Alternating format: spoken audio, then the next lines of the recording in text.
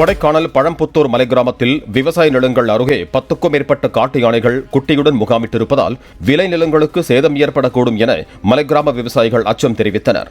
இந்நிலையில் காட்டு யானைகளை வெடிவைத்து அடர்ந்த வனப்பகுதியில் விரட்டும் பணியில் வனத்துறையினர் தீவிரமாக ஈடுபட்டிருக்கிறார்கள்.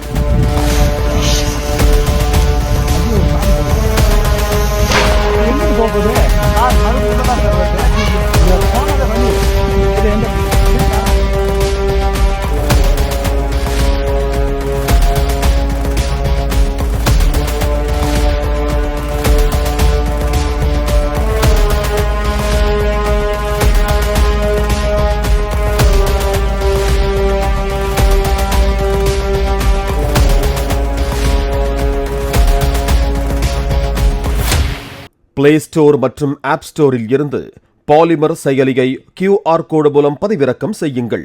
செய்திகளை உடனுக்குடன் பெறுங்கள்.